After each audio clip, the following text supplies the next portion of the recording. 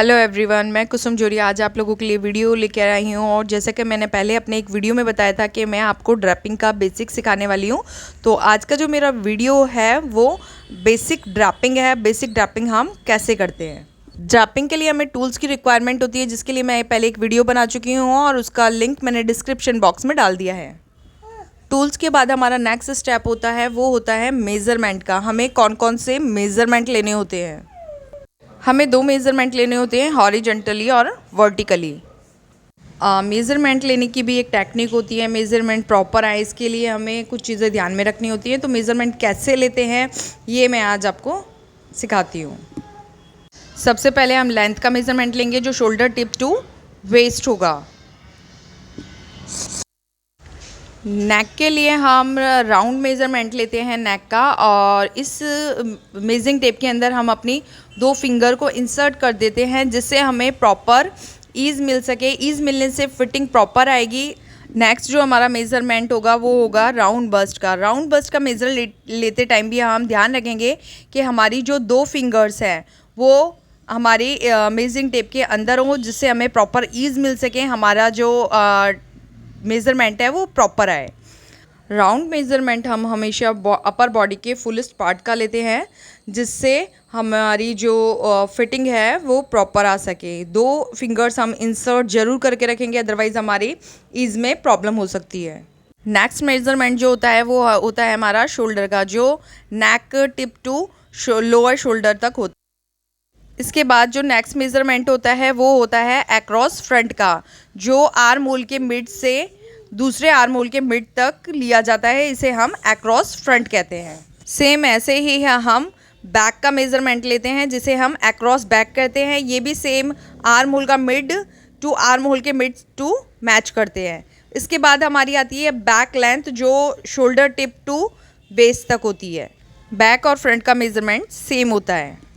Measurement लेने के बाद जो हमारा नेक्स्ट स्टेप होता है वो होता है फैब्रिक का, कि मेज़र लेने के बाद हम फैब्रिक कितने साइज़ का लेंगे, उसकी लेंथ कितनी होगी, उसकी विड्थ कितनी होगी। मेज़रमेंट लेने के बाद हमारा नेक्स्ट स्टेप होता है कि हमें फैब्रिक कैसे निकालेंगे, हमें कितना फैब्रिक चाहिए होगा। तो फैब्रिक निकालने के लिए हम नेक टिप टू वेस्ट मेज़र करेंगे। वेस्ट मेज़र करने के बाद हम 4 इंचेस नेक के अपर पार्ट में और 4 इंचेस हम ऊपर की साइड 4 इंच और नीचे की साइड जो 4 इंच एक्स्ट्रा फैब्रिक छोड़ा जाता है वो सीम अलाउंसेस के लिए छोड़ा जाता है। इसके बाद हमारा जो नेक्स्ट मेज़रमेंट आता है वो आता है फैब्रिक विड्थ के लिए, जो centre front to side seam हम मेज़र करेंगे। फैब्रिक को हम हमेशा टीयर करके निकालते हैं। मेज़रमेंट करने के बाद हम जब फैब्रिक पे मार्किंग करते हैं तो हम उसे सीजर से कभी नहीं काटते हैं। फैब्रिक हमें कितना चाहिए होगा उसके लिए अब मैं मेज़र करती हूँ। 4 इंच ऊपर एक्स्ट्रा छोड़ दिया है मैंने। उसके बाद नेक टिप टू वेस्ट मेज़र किया है। उसके अलावा मैंने 4 इंच और नीचे ले गई हूँ, जिसमें अप्रॉक्स 22 इंचज़ आता है। और वेस्ट के लिए वो विड्थ के लिए हम centre front to side seam लेंगे, जिसमें सेंटर फ्रंट में हम 1 इंच फोल्ड कर देंगे, देन 4 इंचेस एक्स्ट्रा लेंगे हम साइड सीम के लिए। फैब्रिक को मेज़र करके निकालने की हमारी जो टेक्निक होती है उसमें हम मेज़र करने के बाद मार्किंग करने के बाद उसको फाड़ के निकालते हैं। कभी भी हम उसे सीजर से कट नहीं करते हैं। और हम डायरेक्ट फैब्रिक को लेकर भी ड्रैप करके बना सकते हैं। ये हमारी सैल्वेज होती है। हम हमारे गारमेंट हमेशा लेंथ वाइज बनाते हैं, तो जो हमारी सैल्वेज है वो हमारी सेंटर फ्रंट में होनी चाहिए। सेंटर फ्रंट में हम लोग 1 इंच फोल्ड कर देते हैं और उसके बाद 4 इंच एक्स्ट्रा ऊपर से मार्क कर लेंगे मेजरिंग टेप से। मेजरिंग टेप से मार्क करने के लिए हम जो फैब्रिक का टिप पॉइंट है वहाँ पे अपना मेजरिंग टेप रखेंगे और वहाँ से 4 इंच मेज़र करने के बाद यहाँ पे अपनी एक पिन लेके नेक टिप पे हम उसे सेट कर देंगे। इसके अलावा हमारा फैब्रिक लंबा है तो हम इसे थोड़ा सा फैब्रिक को होल्ड करने के लिए दूसरी साइड भी एक पिन लगा देंगे। साइड में पिन लगाने के बाद हम वेस्ट पे 1 इंच फोल्ड करके सेंटर फ्रंट में फैब्रिक को रख के फिर एक पिन इंसर्ट कर देंगे। इसके बाद एक पिन हम साइड सीम पे लगा देंगे, जिससे हमारा फैब्रिक जो बड़ा है वो नीचे की साइड ज़्यादा ना लटके।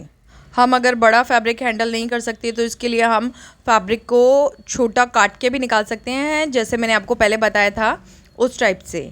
4 इंच ऊपर और 4 इंच नीचे एक्स्ट्रा छोड़ के हम फैब्रिक को टियर करके निकाल सकते हैं। इसको डायगनली कट करेंगे तो हमारा जो नेक है वो प्रॉपर सेट हो जाएगा। प्रॉपर सेट करने के लिए हमें क्या करना होगा कि जो ऊपर का 4 इंच पार्ट जो हमने एक्स्ट्रा लिया था उसे हमें इसके डायगनली कट करके रिमूव करना होगा। उसके बाद हमने जो शोल्डर पे टिप पे पिन लगाई थी उस पिन को हम दोबारा से नेक पे फैब्रिक को सेट करते हुए पिन को इंसर्ट करेंगे। उसके बाद हम जो नेक्स्ट पिन सेट करेंगे वो है लोअर शोल्डर टिप की। हम पिन लगाते हुए ध्यान रखेंगे कि जो पिन है उनका जो हेड है वो प्रॉपर शार्प हो, अदरवाइज़ वो आपका डमी और फैब्रिक दोनों ख़राब कर देगा। उसके बाद हम जो पिन है, पिन का डायरेक्शन एक बार मैं आपको बताती हूँ। पिन हमेशा हम अपोजिट डायरेक्शन में लगाते हैं। सपोज़ मैं राइट हैंड साइड काम कर रही हूँ तो मैं लेफ़्ट हैंड साइड से पिन इंसर्ट करूँगी, जिससे वो लूज़ ना रहे या निकले नहीं। सपोज़ मैं राइट हैंड साइड से काम कर रही हूँ और पिन भी मैंने अगर राइट हैंड साइड लगा दी है, देखियो जैसे मैं ये लगा के दिखा रही हूँ, जैसे ये पिन मैंने ली है और मैं राइट हैंड साइड ही काम कर रही हूँ और मैंने राइट हैंड साइड ही उसका हेड रखा है। उसके बाद जब मैं साइड सीम पे काम करूँगी तो वो पिन है वो निकल जाएगी। इसलिए हम हमेशा अपोजिट डायरेक्शन में पिन इंसर्ट करते हैं। अगर मैं राइट हैंड साइड काम कर रही हूँ तो लेफ़्ट हैंड साइड से इंसर्ट करूँगी, और मैं लेफ़्ट हैंड साइड काम कर रही हूँ तो मैं राइट हैंड साइड इंसर्ट करूँगी।